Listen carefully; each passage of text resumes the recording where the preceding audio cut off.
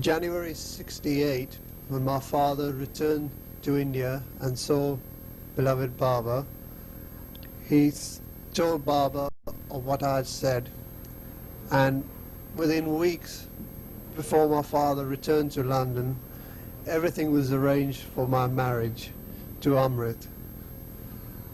I had received photographs of Amrit, and I was also told of the correspondence that had gone between her parents and beloved Baba. Well, I think I better let my wife explain regards the correspondence that had gone between her parents and Meherazad. So I'll hand the mic over to her. Oh, I was still college girl, and one day I come back home and my father gave me a letter, and he says, "For you, from Baba." And I was very surprised because Baba, we hardly, Baba, sometimes only Mani Auntie sends letter for us, not Baba, but it was from Baba. Mani Auntie wrote to me, and my father said, "Go in your room and read it and tell me what you think about it." So I went in my room and I read 2 or 3 times, but I was thinking I'm just dreaming. I don't know. I wasn't thinking anything. It was like a dream. And I repeat so many times later, and I read again and again. And I came downstairs. My father said, "What do you think about it?" I was so glad and happy. I said, I was fine, and I'm very lucky if Baba will do like that. In that letter, Baba asked me, "Do you want to marry my brother's son, Dara?" And he wrote Dara's condition in that letter. He said how about his eyes and health. And I said it's fine, and I liked him, and I said yes, I would marry him. So my father wrote letter to Baba and said, "My daughter is happy and she wants to marry your brother's son."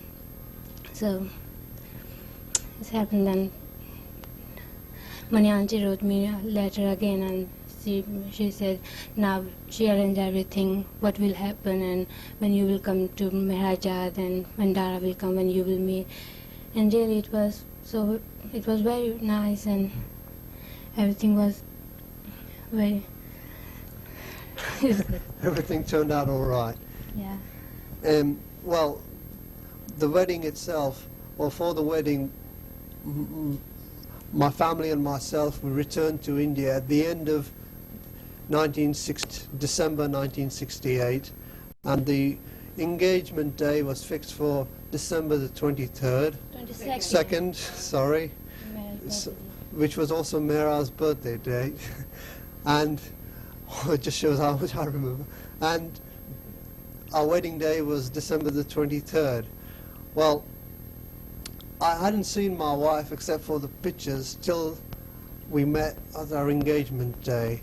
Now, I had arrived in Nagar on the, I think it was just a few days before the 20th, before our engagement day. And on the next day, the 21st, I went to Meherazad. Baba had called us, and I was hoping to see Amrit then, but unfortunately she had fallen ill due to her journey from where she lives up in North India to Meherazad, and I couldn't see her then. And as I say, the first time I did see her was I was sitting on the stage waiting for the engagement ceremony, and there was hundreds of people who had been called, very fortunate people who had been called there for the engagement, and also because it was Mera's birthday. And I was sitting there feeling like a fish out of water, and then all of a sudden there was my wife to be introduced to me, and it was something, you know, which I just can't explain the way I felt. She looked very beautiful at that time, and I really really thought that Baba had done me really grand. And, well, we, the engagement itself, it was, you know, it was taking place, and beloved Baba was brought onto this platform, this stage, and he made us exchange rings. He made us kiss each other, and then, as I say, also being Mehra's birthday, Mehra cut her birthday cake, and we all had a good time, to say the least. Well, the following day, December the 23rd, which was our wedding day, here again, I had, as I say, I felt much better on that day, because at least I knew something about my wife, and I felt her, and it was that particular day itself was just fantastic. Apart from our wedding ceremony, which a movie was taken of, there was also other little amusements, little acts, and to please beloved Baba to keep his interest. And you know, as I say, what can I really say about that day? It was just tremendous. You got anything you'd like to add? What you felt? I don't remember anything. The happy ending of the story. That's it. Well, that's all. Just about all we can say about it. Some days later, after our marriage, beloved Baba called Amrit, my wife, and myself to him, and he always made us embrace each other and kiss each other in front of him, and he said that what about children, and he told us that we would have 2 children before we return to India. And well, we've already got one, so we've got one to go before we can return to India. And he told us also what to name them, of course. The boy was Meherwan and the girl Mehera. And we believe it'll be a girl, all right. So, as I say, what else is there to say? I mean, everything beloved Baba's done for us, and we just don't know what we did to deserve all this. I'm sure I don't. That's all. So, well, Jai Baba, everybody. Jai Baba. Thank you. Jai Baba. I'm Franey, Baba's youngest brother's wife, Adi. I would like to say a few incidents that I had with Baba in my earlier days. I can't remember all of them, but one story sticks in my memory. My mother told it to me. When she was expecting me 2 months before, she was very worried because she had lost her first child and she was expecting me her second.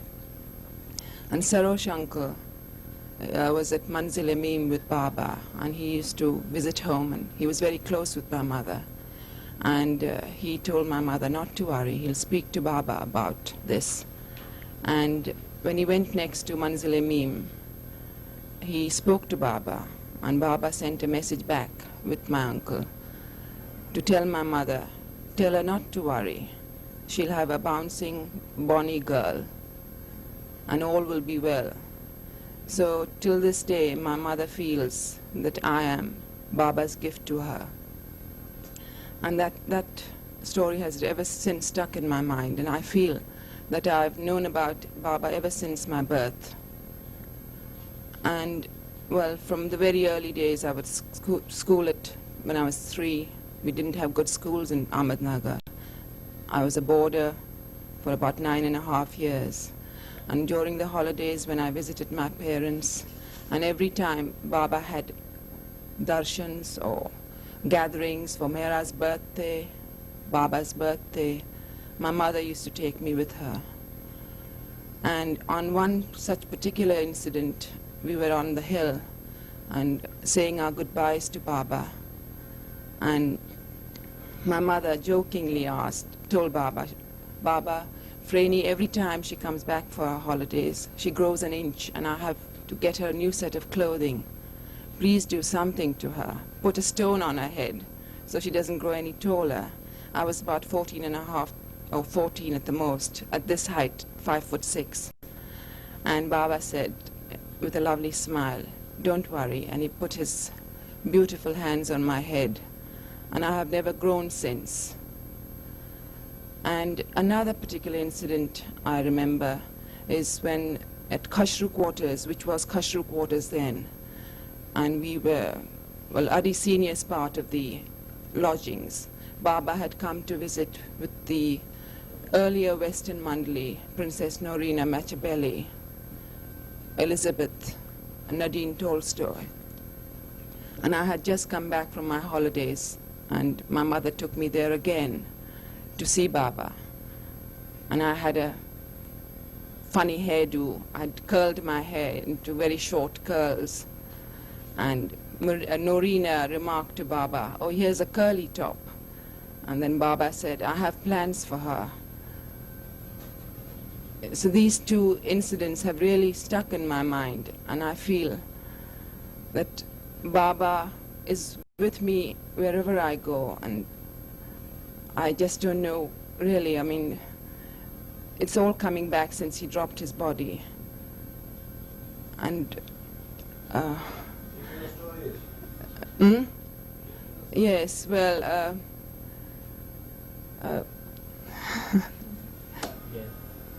I remember another incident where Baba, when the day I was going to get married to Adi, and we were actually, I feel that was my marriage when I went to Baba. He blessed us. He called us to Adi Senior's office, and he made us embrace each other in front of him, and then he embraced both of us.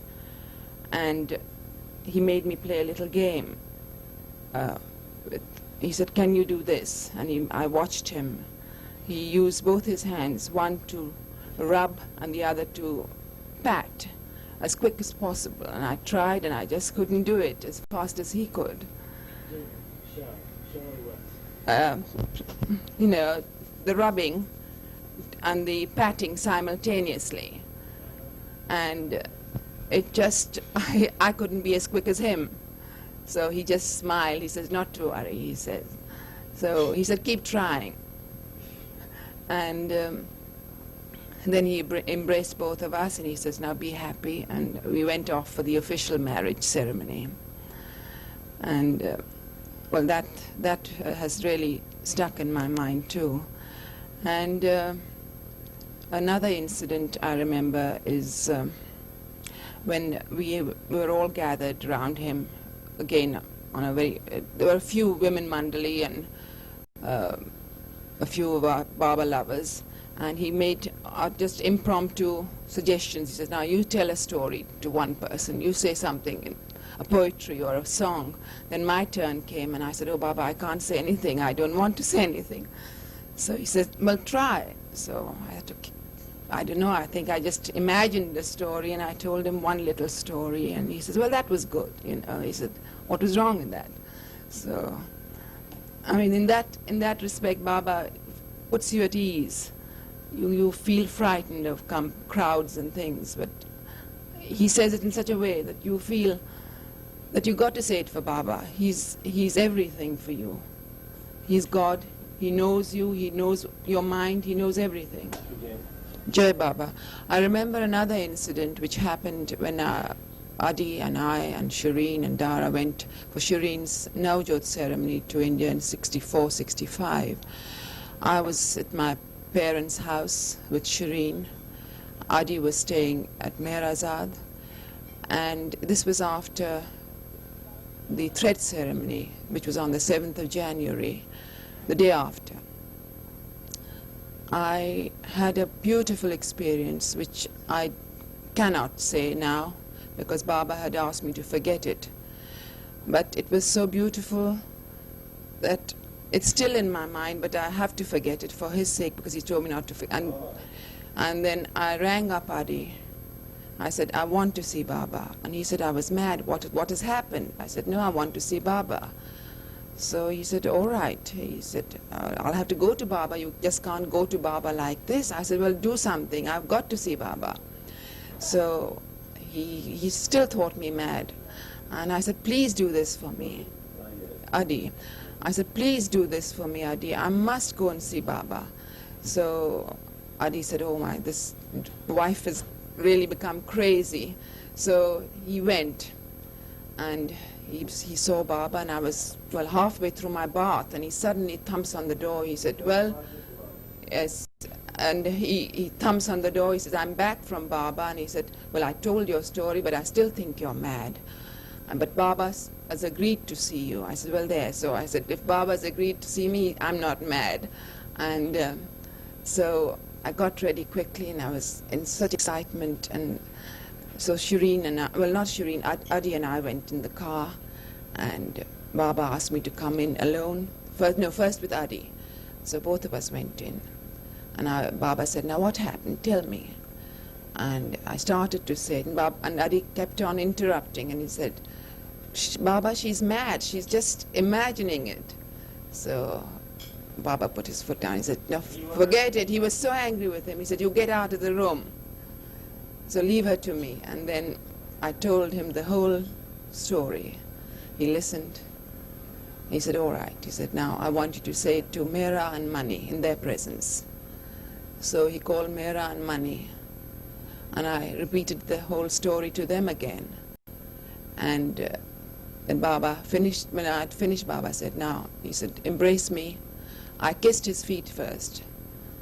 And he said, now embrace me. And he said, now forget it. So I have forgotten it.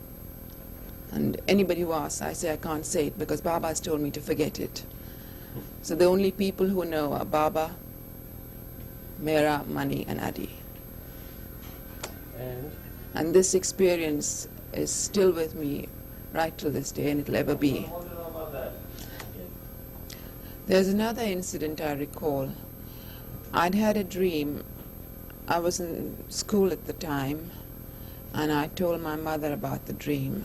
I dreamt that sudden light in the skies opened. There was a beautiful ray of light, and Christ, it looked like Christ, was with open arms coming down towards me. I was right down below. But the light was so staggering, it was so bright. But halfway when it came down, the figure came down, it was changing appearances. It looked like Baba to me. And the light was so strong, I just couldn't look up, and I knelt down and put my head down as if he were near me and his feet were touching my head. So I told my mother this dream as soon as I got up. And Baba, we were to meet Baba that day. And I asked Baba, I said, I had this dream. What does it mean? I saw you halfway through when, Christ coming. And then your appearance, his appearance changed to yours. And he says, well, that's me, he said. And he said, you believe I'm God? And I said, of course I do. And that's how I feel. These are the few incidents I've had, and I wish I could recall many more, but I don't think I can at the moment. Another incident, when I saw Baba, actually, I've suddenly remembered another incident which happened in 64, 65, when Adi and Shireen, Dara and I were in India, and we'd gone to see Baba, and all of us were there, sitting with the men mandli, Baba in front of us. And Baba asked each of us how we were, and he looked at me and he said, well, you're looking well. Stay as you are, don't put on any more weight. And he asked whether he said, did I eat butter? And I said, yes. He said, well, stop eating butter now. Well, I took that as an order from him, and I did stop eating butter, and not thinking what it meant. But when I returned to England, and 2 days later in the morning paper, we see a headline about an article on butter. The scientists came out with a research saying that animal fat was bad for the heart. And I told Daddy, I said, look, this is why Baba stopped me from eating butter. So from that day onwards, well, I have never ate butter. We've had margarine in the house.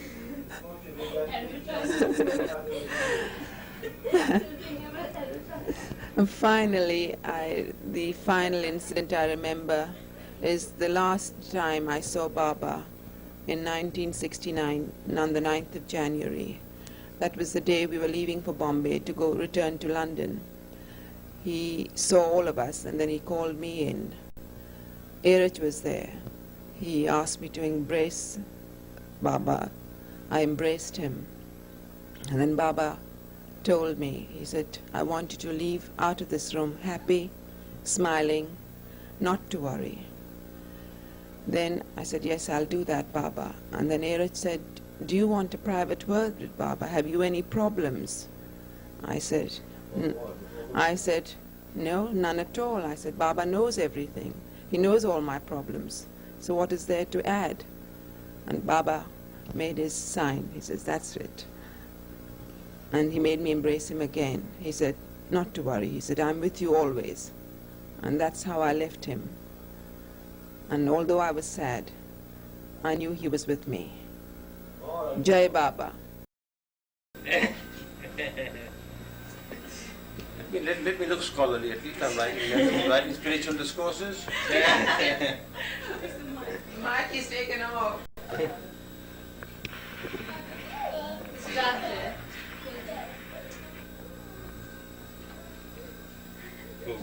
Boom.